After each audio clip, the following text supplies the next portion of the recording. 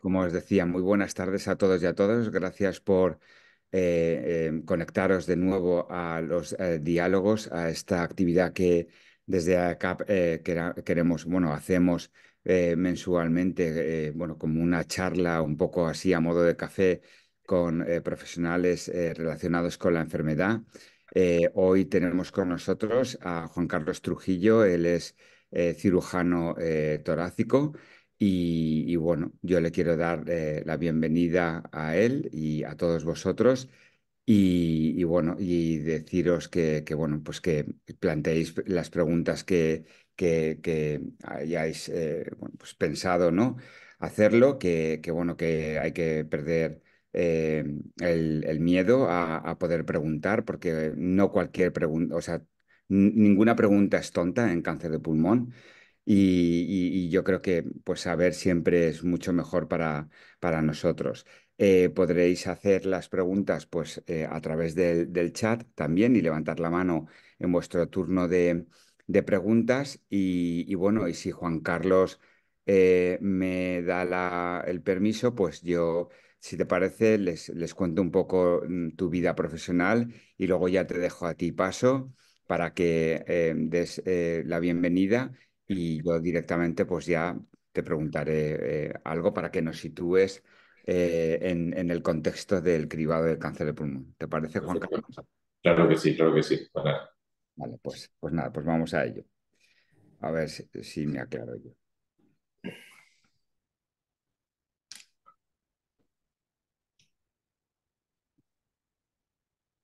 Ups, espérate, que Vale. Bueno, pues el doctor Trujillo es director del Servicio de Cirugía Torácica en el Hospital de la Santa Creu y Sant Pau, Hospital del Mar de Barcelona. Es co-coordinador del proyecto Cassandra. Además, es director del P2 de Oncología Torácica en la Sociedad Española de Neumología y Cirugía Torácica, conocida mundialmente como la SEPAR. Durante su carrera profesional y científica ha trabajado para la incorporación de mejoras en las técnicas quirúrgicas con el desarrollo de la cirugía mínimamente invasiva y en la mejora de la detección precoz del cáncer de pulmón. Pues Juan Carlos, cuando quieras, ya te conocen, ya puedes decir lo que te parezca. Perfecto. Gracias, Bernal. Buenas tardes a todas y a todos. La verdad es que para mí es un placer estar aquí, poder ver incluso personas conocidas, además de Bernardo y Javi, como María. Es un verdadero placer el poder compartir este rato y sin ánimo como decía Bernard, y segundas opiniones. Además, yo creo que es importante el incorporar a otras personas que no son únicamente los oncólogos. Como sabéis, son cada vez el cáncer de pulmón y creo que es algo que debemos estar muy contentos por ello. Es una entidad que es un proceso que se valora por diferentes especialistas donde todos deben saber exactamente las diferentes fases de la enfermedad, diferentes fases de tratamiento, que creo que eso a la persona, al paciente, familiares, ayuda mucho, ¿no? El ver a todo un equipo que conoce y que sabe tratar su enfermedad. Aquí estoy para lo que necesitéis, tanto en la vertiente, digamos, cirujano como persona de equipo de tratamiento de cáncer de pulmón y esa fase, digamos, que me interesa muchísimo, que es la No mejora del es diagnóstico. corriente, yo sé lo que hago. Con lo cual, pues nada, aquí estoy para todas las preguntas que necesitéis y si a posteriori se os ocurre alguna y ya acabado los diálogos, pues Bernardo o Javi os pueden pasar mi correo para atenderos posteriormente. Bueno, pues muchísimas gracias, Juan Carlos. Y bueno, no sé si alguien quiere romper el hielo o le hago ya la primera pregunta. Bueno, mira, ¿lo ves? Ya te han levantado. Pues respondemos a las preguntas y luego yo te hago la pregunta un poco obligatoria, que yo creo que es bueno porque aquí hay pacientes que ya me han preguntado qué es esto del proyecto Cassandra y yo creo que nos lo cuentes tú en primera persona y además como responsable directo.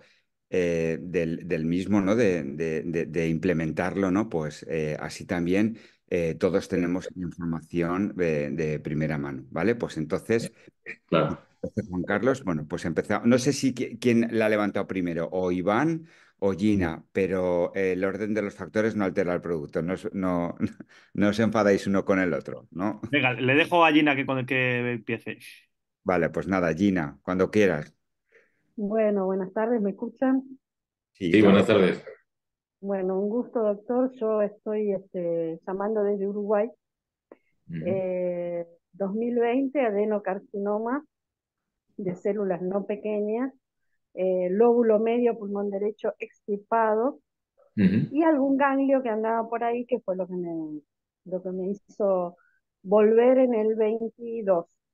ujú, este, la reciba, ¿no? La cirugía espectacular, aparte tanta droga que no sentí dolor de ningún tipo, salió todo perfecto, fue una cirugía poco invasiva porque se hizo por la paroscopía. ujú, Bueno, se llegó a la conclusión de que sí, que existía este adenocarcinoma maligno, porque se había tratado precedentemente con quimioterapia. Se hizo la cirugía y después se hizo radioterapia por la parte ganglionar. Pero ujú, evidentemente los pillos quedaron ahí dando vuelta y tuve una recidiva en el 22. ujú. Mi pregunta es la siguiente: todos esos ganglios malitos no se pueden extirpar, ¿no? Porque algo sacaron, pero evidentemente. Ujú. Buena pregunta, Gina, y no es la primera vez que la hacen.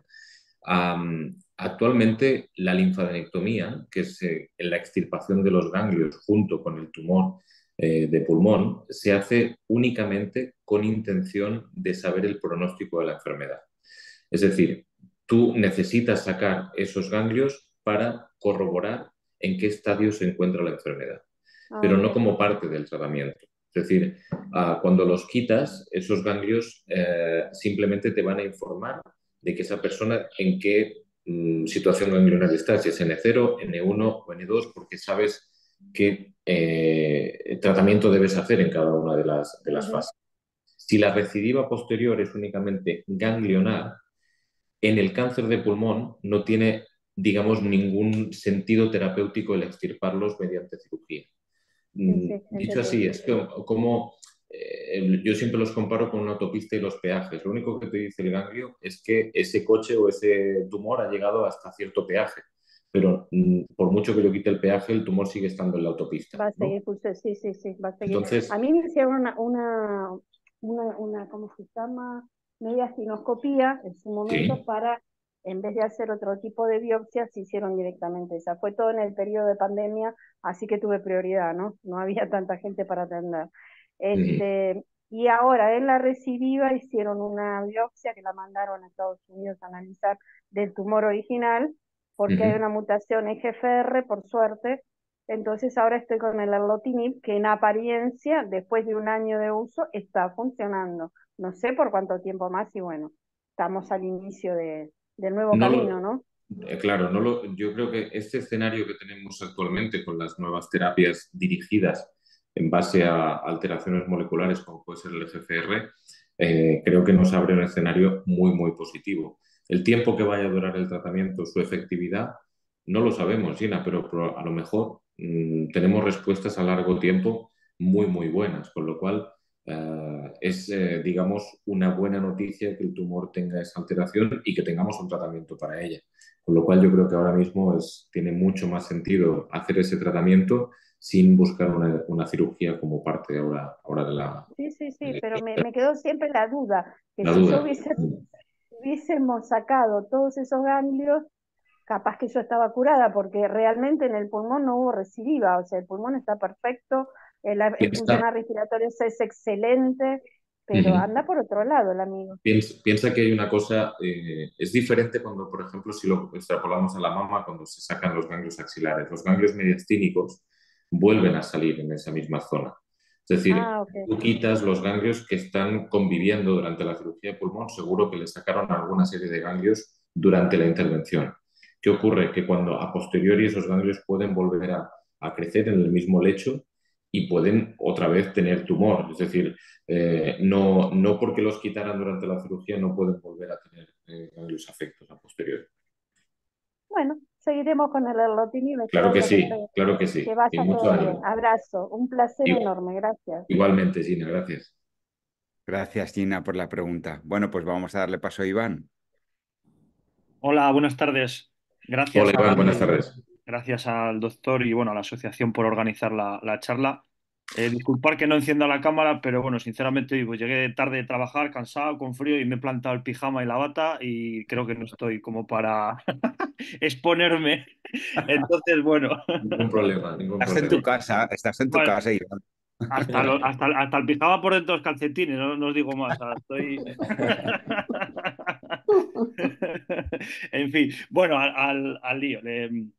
Les pongo un poco mi caso, pues me diagnosticaron hace ya 2 años recientemente de un adenocarcinoma de pulmón en estadio 4 con metástasis múltiples óseas, prácticamente todos los huesos, menos en la cabeza, las Ujú. manos y los pies tenía lesiones en todos los huesos, todo el sistema linfático y en un riñón. Y bueno, pues al final, bueno, pues gracias a Dios se llegó al diagnóstico, más concreto por biopsia líquida, porque en el tumor sólido no aparecía ninguna alteración genética y me descubrieron la LK en biopsia líquida porque en el tumor sólido no aparecía nada. Ujú. Lo raro del caso, según me han contado desde el principio, es que en el pulmón hasta la fecha no he tenido ningún tumor. Y bueno, es una de las dudas que he tenido y que nadie hasta ahora me ha sabido un poco explicar cómo es posible que un cáncer de pulmón no tenga el tumor, no tenga signos de tumor primario, no aparezca ninguna lesión en pruebas de imagen de tumor primario, ¿no? Esa es una pregunta y otra es, ha salido un poco antes la pregunta de Gina, eh, también tenía muchos en la zona mediastínica, muchísimos ganglios y tal, y como acaba de decir, lo más probable es que en el caso de que el tumor progrese, suele progresar siempre en los mismos sitios de donde se inició, ¿no? Las metástasis.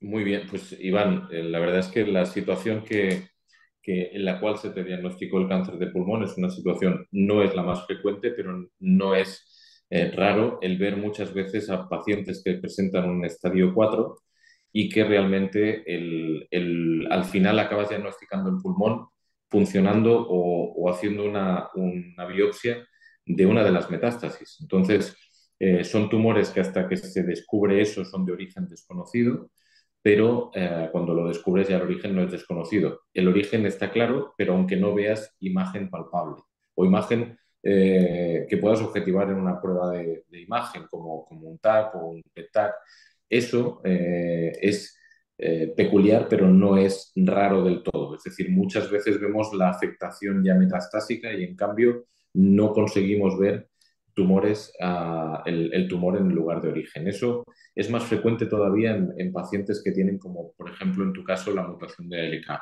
Entonces, todos estos tumores se comportan de una forma distinta.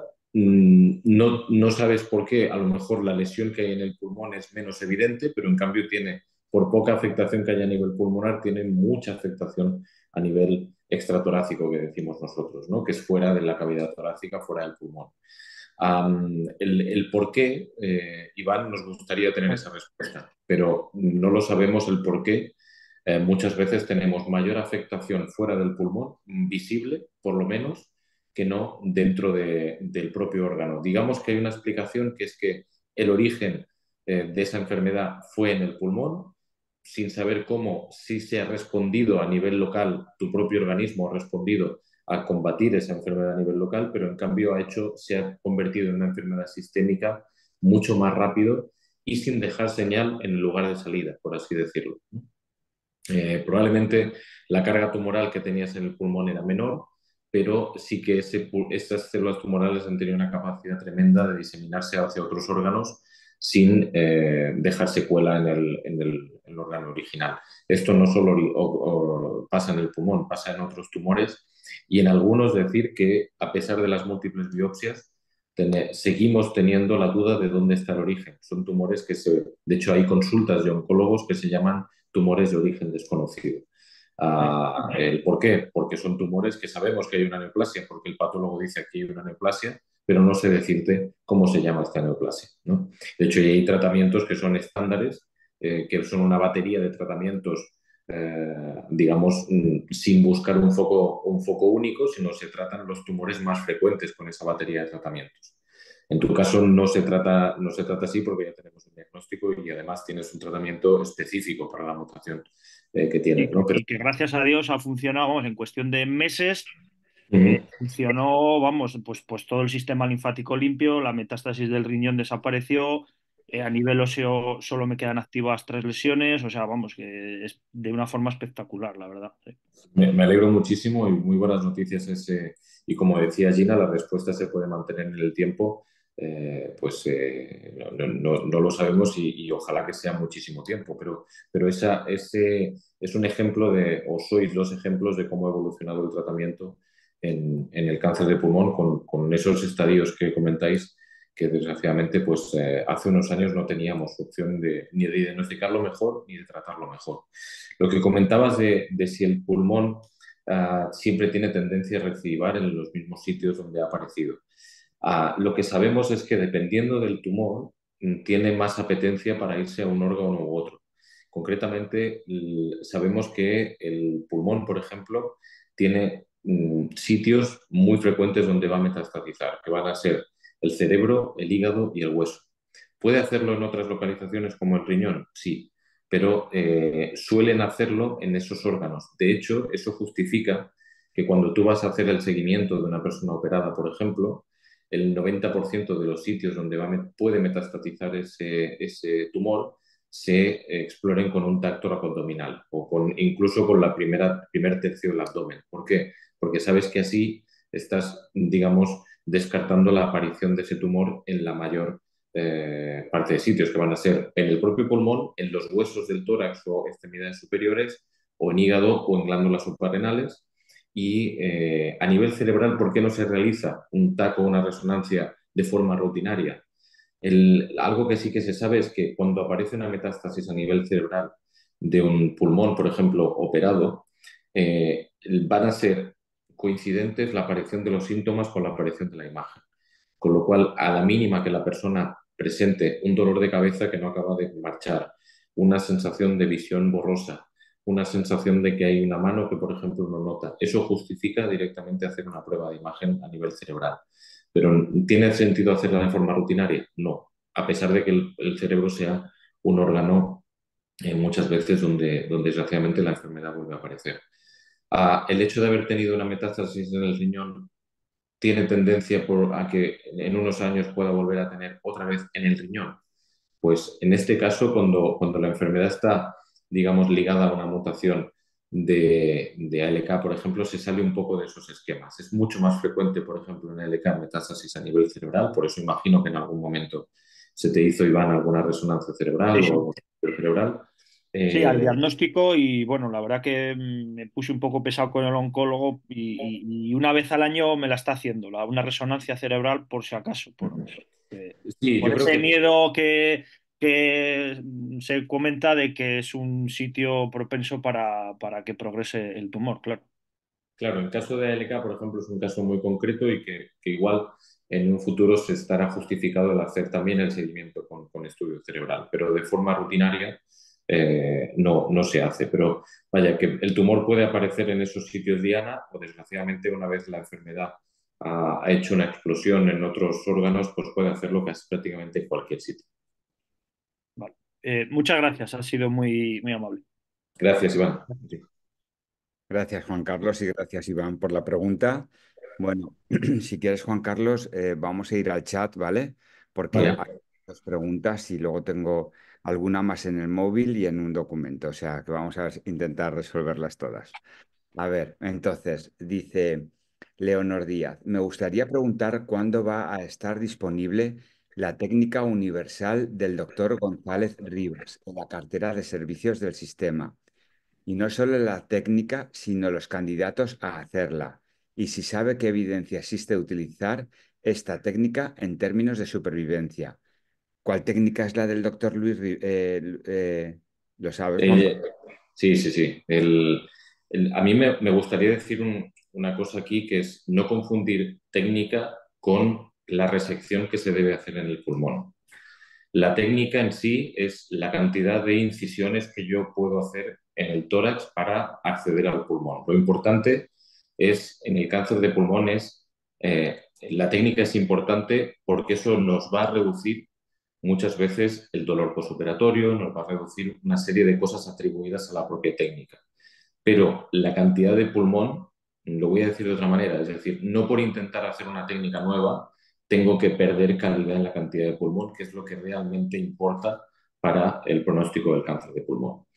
Decir que la técnica del doctor González Rivas, que es la técnica uniportal, que es hacer cirugía mínimamente invasiva solo por una incisión, es una técnica ya estandarizada en muchos servicios de cirugía torácica. Yo, por ejemplo, la practico de forma rutinaria, incluso cuando tengo que operar, por ejemplo, niños, que se intenta evitar la cantidad de incisiones a realizar.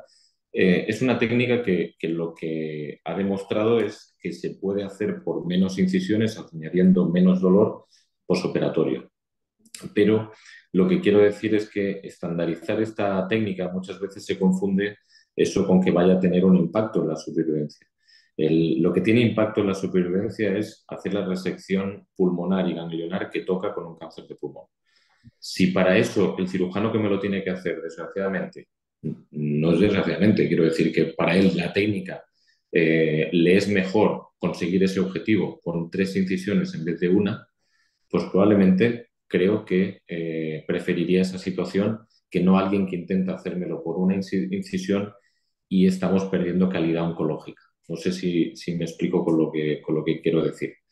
La técnica también ahora se está empezando a aplicar por cirugía robótica. La cirugía robótica hace menos tiempo que está implementada en la cirugía torácica y cuando se empezó a implementar se hacía entre 4 o 5 incisiones. Yo particularmente el robot lo hago por 2 incisiones, el doctor González Rivas lo hace por una. No, en mi serie no he visto diferencias en cuanto al dolor postoperatorio, pero en cambio sí que una de mis premisas es que yo pueda hacer lo mismo para que el paciente pueda tener la misma calidad oncológica. No hay que olvidar que la cirugía torácica, como estamos hablando aquí, el 90% de nuestra actividad es con cáncer de pulmón, con lo cual lo que tenemos que hacer es operar bien el cáncer de pulmón. Si lo puedo hacer con una incisión, pues mejor que hacerlo con 4, eso está clarísimo. Pero el impacto en la supervivencia lo tiene la calidad oncológica, no lo tiene el número de incisiones. Yo creo que es importante eso no mezclarlo, ¿no? Hay casos los cuales creo que se pueden hacer por una única incisión, prácticamente todos con habilidad técnica y con tiempo, con número de casos operados, se pueden hacer con una incisión, pero yo creo que el paso a hacer eso es cuando garanticemos que sigo haciendo lo mismo que requeriría esa persona por hacerlo con 3 o con 4 o con 5. No sé si, Leonor, te he podido responder a la pregunta. Mm. Dice que, lo digo porque opera casos que en la seguridad social no son candidatos. Dice, Yo creo que eso no es bueno, yo conozco a Diego, somos amigos y no es que no sean candidatos en la seguridad social. Los criterios para operar cáncer de pulmón son una serie de criterios oncológicos, es decir, la resección de un tumor. Hay tumores con los cuales a lo mejor en un hospital se opina que no son resecables, es decir, que no puedo conseguir quitar todo el tumor con la cirugía y en cambio le consultas a otro cirujano que tiene mayor experiencia y se puede intervenir.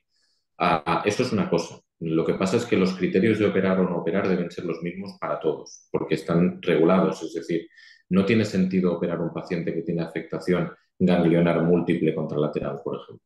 Yo no digo que eso Diego lo haga, ni mucho menos, pero los criterios para qué pacientes son tributarios a cirugía o no están claros. Lo único que probablemente hay casos que van a sus manos porque técnicamente es una persona muy habilidosa y él puede hacerlo por una única incisión y consigue el operar esos casos, los cuales yo, por ejemplo, valoro segundas opiniones que me vienen de otros hospitales. Pues Murcia, otros sitios, los cuales pues el cirujano ha considerado allí que no podía realizar una resección completa del tumor, en cambio a mí me han venido, pues lo hemos valorado, algunos he considerado lo mismo que su cirujano y en algunos hemos optado por la cirugía. También hay que decir que no todos los hospitales tienen todas las técnicas a su alrededor que pueden operar según qué casos. Con lo que me refiero, por ejemplo, con bombas extracorpóreas o cirugías que requieran una complejidad que no todos los centros tienen.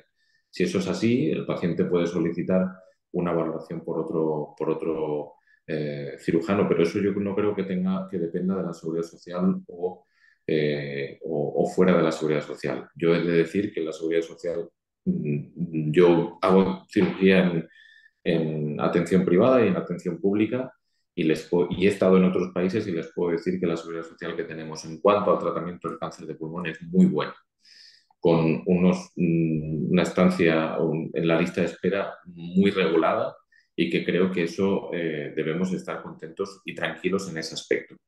El hecho de nosotros que pueda alguien ser valorado por otro cirujano, yo creo que vamos, no tienen el derecho todos ustedes de poder hacerlo, ¿no? Muy bien, Juan Carlos. Pues yo creo que Hay un comentario en el chat de Alejandra que quiere hacer una sí, pregunta, pero que no sí, sí. encontraba el icono. Que adelante, que quiere.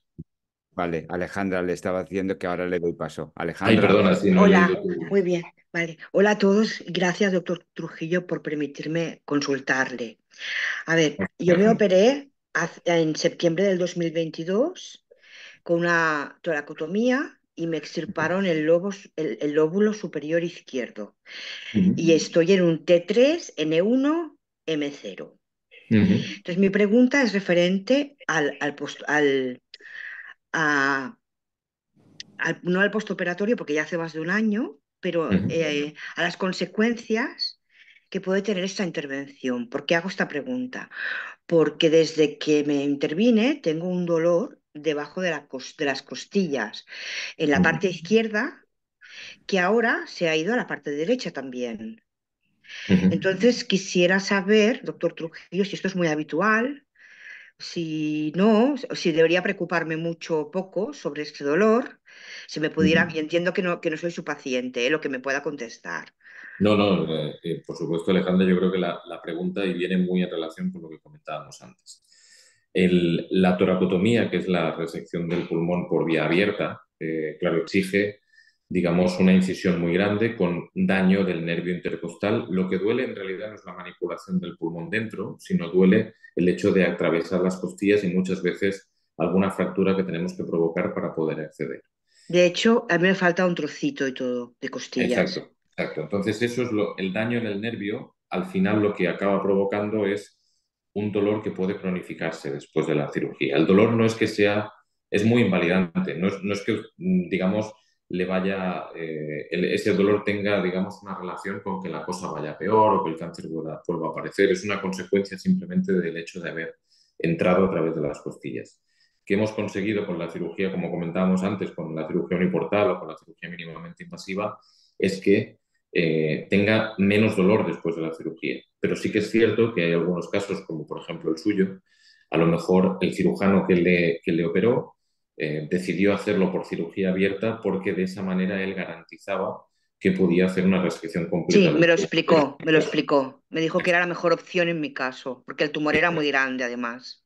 Claro. Entonces hay ciertas situaciones que probablemente exige que en ese caso el cirujano decidiera la cirugía abierta. En caso de toracotomías, como me preguntabas, es muy frecuente. En la cirugía abierta hasta un 20% de personas tienen dolor crónico pasado 2 años de la intervención. Con lo cual es algo que es frecuente y además que es algo que ha hecho que los cirujanos torácicos necesitábamos avanzar porque era muy, muy frecuente. En mi consulta era 1 de cada 3 personas iban a la clínica del dolor para intentar reducir el dolor postoperatorio. Con lo cual yo lo que recomiendo es que si ha pasado ya un año, intentar, no sé si ha visitado la clínica del dolor para mejor control del dolor. Yo creo que No. es un servicio el cual puede solicitarle a su equipo médico. Lo llevan anestesiólogos, son los mejores en cuanto a valorar el tratamiento del dolor crónico y muchas veces pueden tener terapias que pueden ayudar. No siempre, pero creo que puede ser interesante el que la escuchen y valorar si hay alguna mejora que le puedan ofrecer. ¿Y el hecho de que ahora se haya ido al lado derecho? El ¿Es porque tórax hay una inflamación o está peor? O... No, el tórax es un todo, aunque digamos derecho e izquierdo, pero hay una comunicación de todas las raíces nerviosas entre un lado y otro. Y probablemente, inconscientemente, usted a la hora de hacer cualquier movimiento, lo hace con el lado contralateral y al final acaba sobrecargando más el otro lado y acaba doliendo más el otro lado. El, el, el hecho de que haya pasado al otro lado no quiere decir ni que el tumor haya aparecido de nuevo, sino simplemente es por movimientos que usted involuntariamente está haciendo. No, Muchísimas gracias. de nada, un placer. Gracias, Alejandra. A ver, Gracias. hay dos preguntas en el chat. Una de ellas tiene que ver o está en relación con el proyecto Cassandra, que luego quiero que me cuentes, Juan Mm. Carlos, por lo cual la dejamos un poco, María, la dejamos ahí un poquito aparcada porque luego Juan Carlos nos va a explicar súper bien el proyecto y en qué momento está y demás. Pero bueno, Mm. ahora Vanessa ha formulado una que dice, y en cirugía robótica, hola Vanessa, que te conocí el otro día. Y en cirugía robótica, ¿también es habitual que el dolor persista casi un año posterior a la cirugía? Pues no es tan habitual como con cirugía abierta, pero toda, digamos, lesión que provoquemos en el nervio, pues puede al final dañarlo y el tiempo, digamos, de dolor, pues muchas veces no es, digamos, relacionado con la técnica. Puede aparecer con el robot, puede aparecer con la toracoscopia, puede aparecer con la cirugía abierta. Muchas veces es el propio robot, para que lo entiendan, el trocar pasa entre las costillas y si el daño que se ha producido al mover ese trocar en las costillas, pues lo ha lesionado de forma diferente o lo ha lesionado más de lo habitual, pues puede dejar un dolor, una neuropatía que se llama crónica y con un tiempo, pues, digamos, impredecible muchas veces. Yo, igual que lo que sí que hemos visto es que si tú comparas personas que han sido operadas por cirugía abierta con cirugía mínimamente invasiva, ya sea toracoscopia o robot, la cantidad de personas que tienen un dolor crónico es mucho menor en cirugía robótica y cirugía toracoscópica, pero eso no quiere decir que algunos lo tengan. Con lo cual, mi misma recomendación, si esto le ha pasado, Vanessa, que acuda a una valoración por clínica del dolor a ver si hay alguna manera de poder subsanarlo. Vanessa, estás mutada, has levantado la mano. No, Ahora, quería esperar. Gracias. Primero de todo por organizar la sesión. Es fantástico esto de poder hacer preguntas. A lo mejor os vais a reír. No es que tenga tanto este dolor neuropático, que sí que lo tuve los primeros 3, 4 meses y por suerte ha desaparecido. No sé si es que soy yo, que a lo mejor soy una florecilla, pero la sensación es como que la costilla como si estuviese rotada y es como un dolor persistente muy mecánico. Ujú. Es- No, ¿A lo mejor me lo no es invento una, yo o no, no, no, no, no, ni no? eres una florecilla ni es una sensación rara. Lo que sucede muchas veces es cuando has lesionado, digamos, el nervio, se produce, yo hago una comparación siempre con los nervios intercostales del tórax, que tienen una forma de acordeón. Entonces, los músculos intercostales no os tenéis que imaginar un músculo que va de arriba abajo Mm. de forma vertical, sino el músculo externo va de delante a atrás, el músculo medio va de arriba abajo y el músculo interno va de atrás adelante.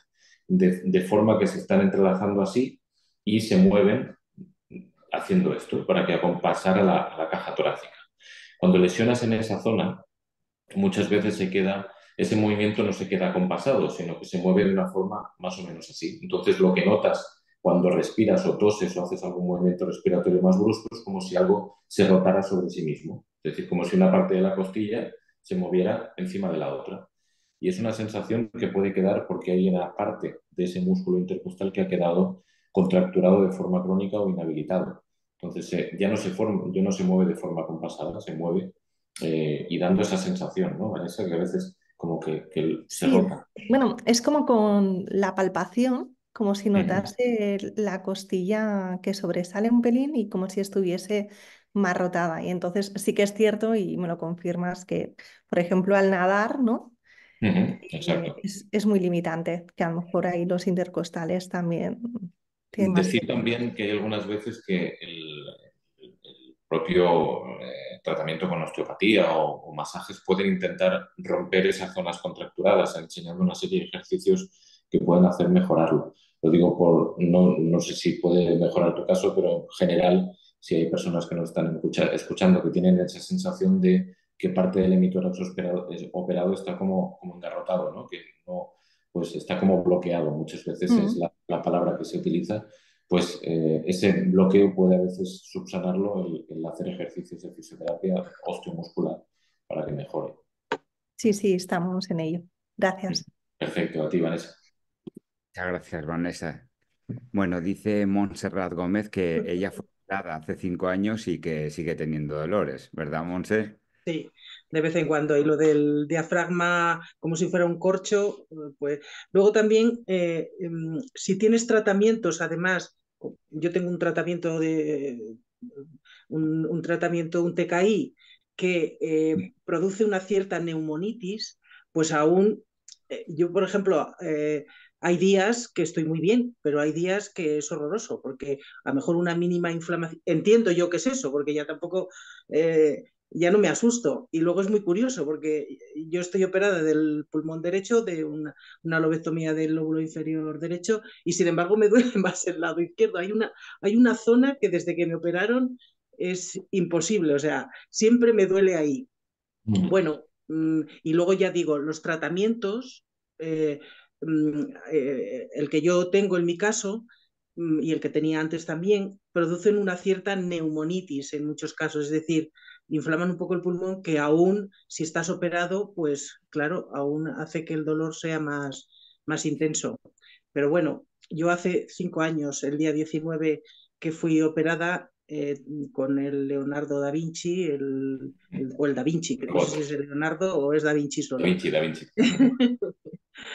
Tuve complicaciones, arritmias y luego también a los pocos meses tuve un tromboembolismo, no sé si como consecuencia de la operación, bueno, pero bueno, y luego, pues bueno, la operación finalmente no resultó eh, totalmente curativa, a pesar de que tenía un tumor muy pequeño, no tenía metástasis, pero finalmente he progresado hace un año y bueno, pues soy ALK y tengo metástasis cerebral, pero bueno, yo estaba en estadio 3B, también no sé si en ese estadio lo de la operación es siempre muy controvertido, ¿no?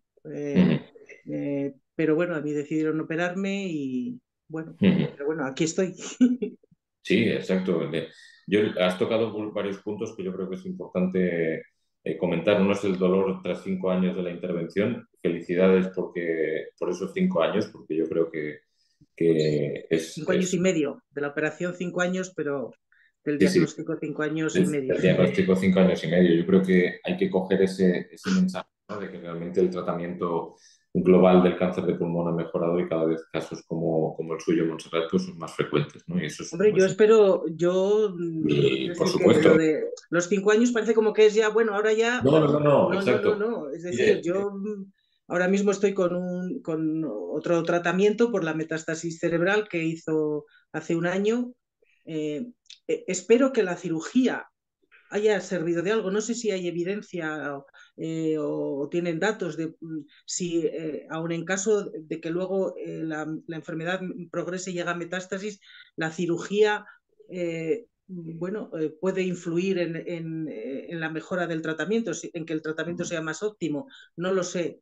Pero bueno, yo me hago esa ilusión de que, bueno, ya por que supuesto. por la cirugía, seguramente el tratamiento me va a ser más, no lo sé, no sé. Es otro punto que ahora te comentaré. Yo creo que el tema del dolor, desgraciadamente, es un caballo de batalla de nuestra especialidad y eso hemos mejorado mucho con la mínima invasión, pero seguimos teniendo muchos casos con dolor crónico y que desgraciadamente muchas veces es invalidante e impide volver a una vida, no voy a decir normal, sino como la anterior, ¿no? Al diagnóstico. Y muchas veces es difícil. El Bueno, hecho de, yo lo intento a pesar de todo. y claro que sí, y debe seguir así. El tema de la cirugía en estadio 3B es controvertido. Hasta hace muy poco, de hecho, no se planteaba la resección quirúrgica ni en estadios 3A con afectación perirenal.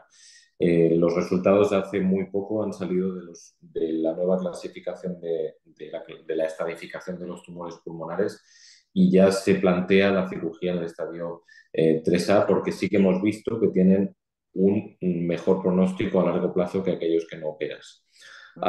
Sí que es cierto que o sea, lo que tiene la cirugía a nivel de pronóstico es en el momento que tú la tratas. Si esa enfermedad o sea, el operarla en un momento dado, es decir, cuando la operaron usted hace 5 años, ya tuvo ese efecto pronóstico. Es decir, hemos tardado, desgraciadamente, ha aparecido 4 años después o enfermedad, pero probablemente va más ligado. Esa enfermedad ha vuelto a aparecer, desgraciadamente, porque tiene la mutación de la LK y que todos pueden hacer, como comentaba anteriormente Iván, pues pueden hacer en su evolución la aparición de nuevas metástasis, sobre todo a nivel cerebral. Pero el hecho de que tú operes, por supuesto, tiene impacto en que no aparezcan metástasis a posteriori. Tú estás tratando el tumor inicial. Independientemente este estadio esté en estadio 1A o en estadio 3A, tú el tratarlo tiene un efecto pronóstico a largo plazo. Es decir, aquellos que no operas, mayor tasa de progresión van a tener a 5 años. Eso está clarísimo. Pero lo que sí que está por decidir al final es, o en constante cambio, el grupo de pacientes que operas. Antiguamente yo recuerdo, y no hace tantos años de esto, en que los enfermos que tenían afectación ganglionar N2 de mayor de 60 años no se operaban. Y hoy la lista de espera de personas de más de 80 años por operarse no se la cuento, pero son muchos. Es decir, toda la indicación de la cirugía está cambiando por completo en cuanto a edad de la persona y en cuanto a estadio del tumor.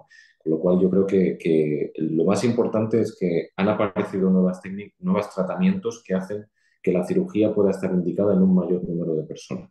Y eso yo es lo que creo que es lo importante. Con lo cual, en primer lugar, felicidades por llegar a 5 años y medio después del diagnóstico y mucho ánimo con la nueva situación de la enfermedad, pero que estoy segurísimo que va a conseguir Bueno, ganar esta batalla seguro. Ya lo verás. bueno, vivir con una cierta calidad. La verdad es que también yo creo que conmigo hicieron un poco experimento en el hospital al que pertenezco, porque me operaron, luego estuve 3 años con terapia adyuvante, me la suspendieron y es cuando a los 8 meses apareció la enfermedad. Bueno, yo a veces me pregunto por qué me suspendieron el Ya, tratamiento. ya.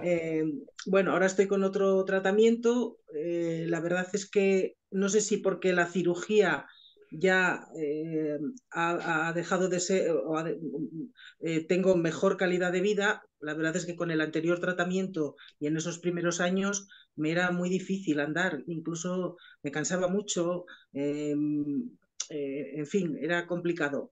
Ahora estoy mejor con este nuevo tratamiento que tiene mucha más penetración cerebral, pero que de momento los efectos secundarios son, bueno, pues un aumento del colesterol disparadísimo, pero bueno, pues con mucha esperanza, la verdad, Claro que de que sí, el por tratamiento supuesto. me dure mucho, porque los TKIs Claro. y las mutaciones de resistencia nos traen locos, pero bueno, vamos a Sí, ver. sí, a todos, la verdad, pero por otro lado han abierto un abanico de posibilidades terapéuticas también pues muy interesante y que desgraciadamente antes no teníamos y el resultado era mucho peor, ¿no? Y que haremos todo lo posible para que esto vaya mejorando poco a poco. Y la verdad Muchas es que gracias. algo así como que al final, lo comentaba con Javi antes, el hecho de que el cirujano también participa de todas estas decisiones, ¿no? Y es que al final el personaje más importante es la persona que padece la enfermedad y alrededor tienen que haber una serie de personal, no solo médicos, sino enfermería, gestor de casos que tienen que estar en constante comunicación y constante mensaje común y que todo el mundo hable la misma lengua. Yo no puedo operar sin conocer las terapias que va a haber adyuvantes a posteriori, no tiene ningún sentido. Yo no soy un mero técnico que saca un trozo o ponga un trozo, sino tenemos que estar todos en comunicación y hablar el mismo idioma, porque si no va a ser un desastre. Yo creo que ha sido lo que ha garantizado el mayor éxito que tenemos actualmente. Todavía queda muchísimo camino por recorrer, ¿no? Pero creo que eso nos ha garantizado unas mejoras muy importantes. Por eso, Muchas Juan gracias. Carlos, gracias, Monse. Por eso, Juan Carlos, nosotros también os hemos incorporado a vosotros como parte del equipo multidisciplinar, que sabemos que entre todos, bueno, pues hacéis mucho por la enfermedad y creo que si hay esa coordinación, esos comités, pues el paciente está como más integrado y como más cuidado, ¿no? Entonces es importante, pues eso, que también saber cuál es el conocimiento no solamente del oncólogo, sino también de todos los que participáis de la enfermedad. Por supuesto. Y en esta línea, María nos preguntaba Sí. las terapias adyuvantes que hay ahora a cirugía. Esto ha cambiado mucho y todavía está por cambiar muchísimo. Ah, de forma muy resumida, se consideraba que aquellos tumores sin ganglios afectados y con menos de 4 centímetros, con la cirugía era suficiente. Entonces se hace un seguimiento a posteriori. ¿Qué ha pasado? Que ha aparecido la detección de mutaciones y la detección de tratamientos que pueden ser dirigidos a esa persona. Con lo cual, actualmente se valora tratamiento adyuvante con quimioterapia, sigue siendo el tratamiento estándar, acompañado en muchos casos de inmunoterapia. Hasta ahora muchos de estos tratamientos con inmunoterapia eran en fase de ensayo clínico, pero poco a poco ya se van, digamos, aprobando la cartera de servicios y pasan a formar parte del tratamiento habitual. Y siguiendo otros criterios que hace unos años no estaban validados, como esto que comentábamos de las mutaciones que se detecten. La radioterapia también, algunos de ustedes seguro que la han recibido a posteriori después de la cirugía. Tiene un papel ahora más limitado que antes, no se da en todos los casos que antiguamente se daban con afectación ganglionaria y demás, pero sigue teniendo un papel importante, por ejemplo, en lesiones metastásicas, a lo mejor con compresión medular, por metástasis que afectan a la vértebra y a la médula. Entonces, sí que hay diferentes tratamientos adyuvantes seguidos a la cirugía, algunos de ellos con intención paliativa, otros con intención de que la enfermedad no vuelva a aparecer. Muy bien, Juan Carlos. Pues nada, muchas gracias. Vamos, si os parece, Juan Carlos, nos cuentas un poquito. Bueno, llevamos casi prácticamente una hora conversando contigo, pero para que no se nos eche el tiempo encima y no podamos refrescar esa parte de información que queremos del proyecto, pues nada, cuéntanos, venga, y luego te hago una preguntita y poco más, ¿vale? Muy bien. Bueno, pues la verdad es que el proyecto de Cassandra, que bien conoces y que desde aquí quiero agradecer también el apoyo de AECAP desde sus inicios. Como sabes, fueron mis inicios pues sin saber exactamente la magnitud que se iba a adquirir y la verdad es que es un proyecto que lo que intenta es hacer un piloto de cribado de cáncer de pulmón. ¿Un piloto qué es? Un piloto lo que intenta es ver cómo de factible es implementar un nuevo cribado. Sabéis que en España actualmente se criba el cáncer de mama, el cáncer de colon y el cáncer de endometrio. Pues antes de implementarlo de forma habitual o de forma rutinaria, se tiene que pasar una fase previa, que es un piloto, que lo que intenta es analizar cómo de factible es implementarlo.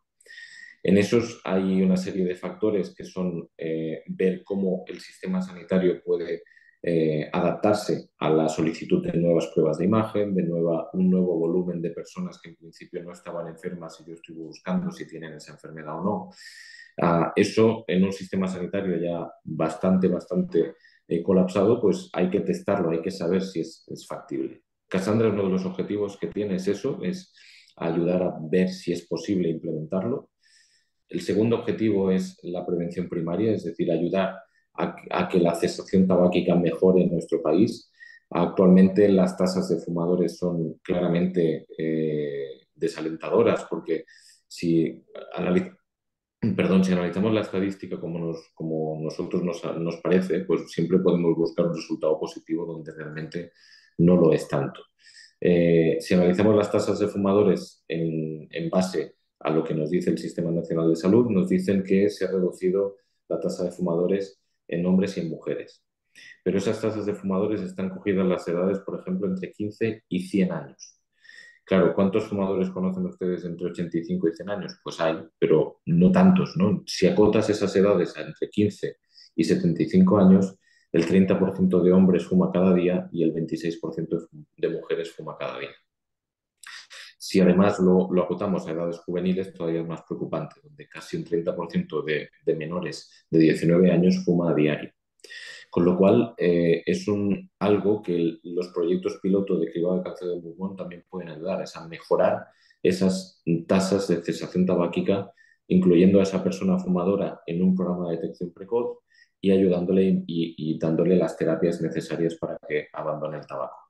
Y por último, además del cáncer de pulmón, el paciente y la paciente que fuman tienen otras enfermedades también que se diagnostican un poco, que puede ser la EPOC, el enfisema o incluso enfermedades cardíacas. El proyecto Cassandra también quiere ver cómo este piloto puede ayudar a la detección de otras enfermedades asociadas al tabaquismo. En resumen, es un proyecto muy ambicioso que lo que intenta es hacer algo que de momento ni la mama ni el colon han hecho en este país, que es probarlo en diferentes comunidades autónomas. El colon, por ejemplo, solo se probó en 2 comunidades autónomas antes de ponerlo en la cartera de servicios y concretamente Cassandra incluye a 16 comunidades autónomas con un mínimo de 40 áreas sanitarias donde se va a poner en marcha. Un piloto, desgraciadamente, no puede incluir a toda la población, si no sería poblacional ya directamente. Lo que va a hacer es analizar, por ejemplo, mi hospital, el Hospital de Sant Pau, en Barcelona. Vamos a poder recibir personas cribadas de únicamente 2 ambulatorios. Tenemos 7 en nuestra área de referencia, pero es que es imposible abarcar los 7. En esta fase de pilotajes lo que se hace es testarlo y es preferible coger 2 áreas sanitarias de Sant Pau y compararlo, por ejemplo, con 2 áreas de Santander. De esta manera podemos tener datos que nos ayuden a ver cómo de factible es implementarlo tanto en Barcelona como en Santander, ¿no? Es un proyecto, como les digo, pues que lleva de la mano a todas las sociedades científicas implicadas en esta enfermedad, a sociedades de pacientes, además de ECAP, está la Fundación Ricky Rubio, que también la conocéis, y la Fundación Johan Cruyff. Y yo creo que es un proyecto de todos. Ahora yo no estoy hablando como cirujano, estoy hablando como Juan Carlos Trujillo, persona interesada en la mejora del cáncer, del diagnóstico y el tratamiento del cáncer de pulmón. Es un proyecto de la población, de los médicos y de todos, del que fuma, del que no fuma, porque ya estamos en más de 32.000 casos en España de cáncer de pulmón anuales, con una mortalidad del 70%, con lo cual eso es lo que hay que mejorar, detectarlo antes y que cada vez más personas puedan formar parte de esas personas en el cajón de potencialmente curados, ¿no? Y que estemos aquí charlando en un diálogo cada vez más personas. Muy bien, Juan Carlos, pues muchas gracias. Yo la verdad es que no puedo estar más contento, ¿no? Como presidente de esta asociación de poder colaborar en el proyecto Cassandra, ¿no? Y poder ayudar como paciente y, bueno, como pacientes, ¿no? Y también como sociedad civil para que ya de una vez por todas, pues hagamos ese piloto y podamos evidenciar y rebatirle al ministerio la posibilidad de que efectivamente el cribado en cáncer de pulmón es factible y bueno, y yo sé que entre nosotros, bueno, pues Juan Carlos, no solamente hay personas fumadoras, sino también hay otras personas que no han fumado y bueno, y tienen esta enfermedad, entonces también por ellos y por todos, pues sí, yo creo que es importante incrementar la supervivencia para unos a través del diagnóstico molecular, que yo creo que es importante, y para otros que son la población de riesgo, pues a través de estos programas de cribado, ¿no? Y bueno, yo creo que ya más o menos, si tienen alguna duda, pues ya saben qué es el proyecto. Y si te parece, Juan Carlos, pues no sé, te formulo 2 preguntas que tengo a través del móvil y si quieres, bueno, pues ya damos por terminada la sesión. Voy a empezar. Fantástico.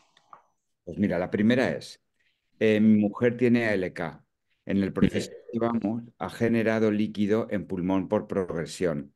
Empezó con brigatinib y todo iba bien, pero progresó y se cambió al orlatinib. Al mes tuvo un ictus del cual se ha recuperado, gracias a Dios.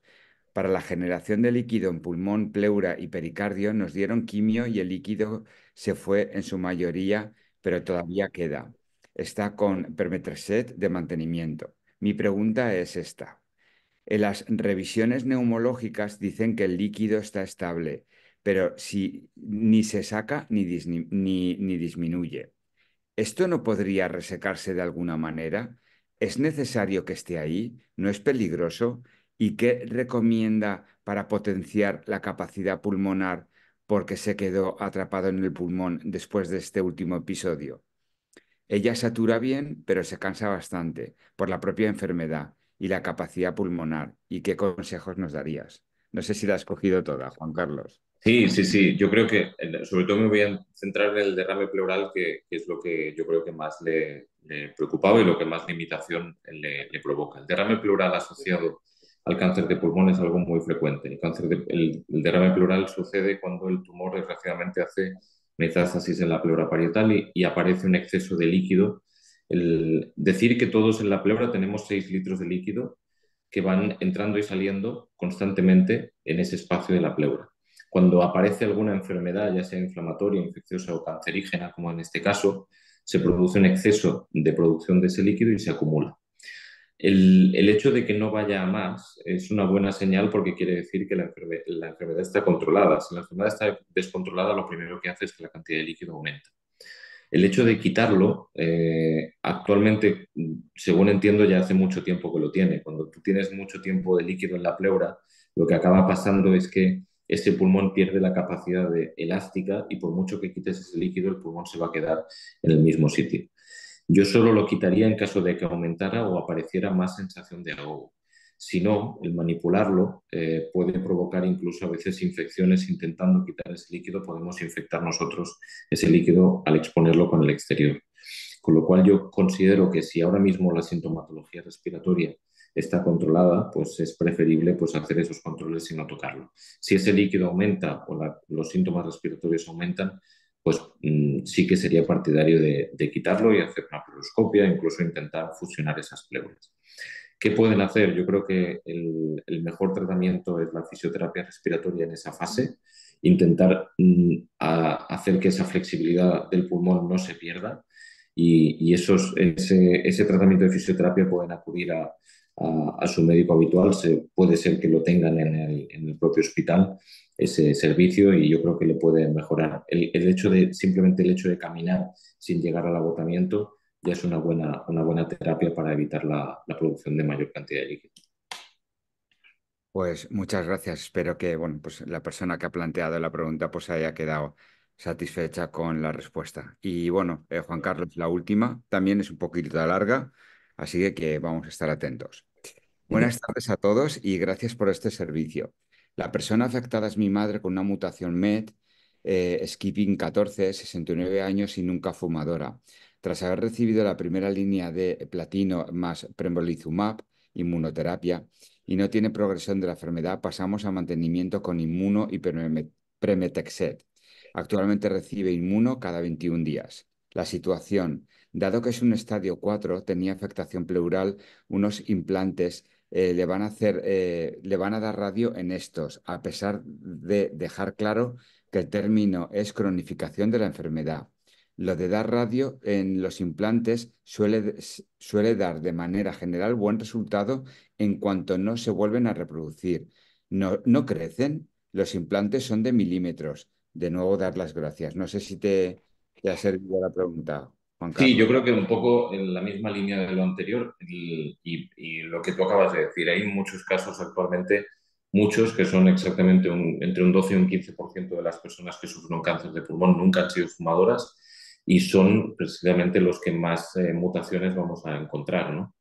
Entonces, esta situación que tiene pues, la madre de la persona que plantea la pregunta, en caso del tratamiento con radioterapia sobre los implantes pleurales, bueno, tienes el objetivo sobre todo si están muy localizados y cerca de algunas estructuras, como por ejemplo cerca del diafragma o cerca de, pues tiene sentido el irradiarlos para que no progresen no solo tanto para que no dañe, no aumenten la producción de líquidos, sino que no acaben infiltrando estructuras vecinas como puede ser el nervio frénico y no afecte al diafragma o la vena cava. Son tratamientos que lo que intentan es la progresión local de esa enfermedad. No tienen intención, desgraciadamente, de curarla, sino simplemente es cronificarla, como bien decía el concepto, y que no aparezcan otros síntomas que empeoren la calidad de la vida de la persona, ¿no? Pero sí que realmente, no sé si he respondido a la pregunta que nos hacía, pero sí que el objetivo de ese tratamiento que le plantean, sobre todo es para controlar esa enfermedad y que no vaya más. Bueno, pues muy bien, Juan Carlos. Espero eso, que la persona que ha planteado la pregunta pues se haya quedado satisfecha con la respuesta. Y Bueno, si pues no, pues ya sabes que mi correo y aquí accesible para lo que necesiten. vale, pues entonces si veo que en algún momento dado hacer alguna pregunta, pues ya te la manda Javi al correo Perfecto. y así también un poco dar respuesta a todas las personas. Bueno, pues no sé, ya se ha acabado prácticamente el tiempo. Yo solamente quiero dar las gracias en primer lugar a todos los que os habéis conectado y habéis escuchado a Juan Carlos, a quien le voy a dar en segundo lugar. Pues muchas gracias por tu tiempo, por dedicárnoslo a nosotros, ¿no? Y a poder, pues eso, poder compartir tu sabiduría con nosotros. Creo que la tarde, o sea, que decir, la sesión ha sido muy, muy buena, ha sido muy dinámica porque ha habido muchas preguntas y mucha participación. Y Juan Carlos, pues muchísimas gracias de nuevo. Tienes tú en AEACAP, sabes que tienes un rinconcito como si fuera tu casa, ya lo sabes. Lo sé, lo sé. Mil gracias. Yo creo que la iniciativa es, vamos, un 10 de verdad. Creo que es un espacio muy importante para que se pueda interactuar. Muchas veces parece que somos inaccesibles, ¿no? Y las visitas son muchas veces muy difícil de que el cirujano, si ya te ha visto, que no te vuelva a ver a lo mejor en otra visita y necesitas hacerle más preguntas, ¿no? Yo creo que estos espacios son necesarios. AECAP es no necesaria, sino lo siguiente. Y aquí me vais a tener siempre a vuestra disposición para lo que necesitéis. Y reitero otra vez mis disculpas por el cambio de hora inesperado. Nada, tranquilo, no pasa nada. Como en Canarias, donde te ocurrió Exacto. Una estupidez, pero mira, pero no me volverá a pasar, te lo aseguro. cambio el cambio de hora. Juan Carlos, muchísimas gracias a vosotros también. Gracias, Muchísimas muchas gracias.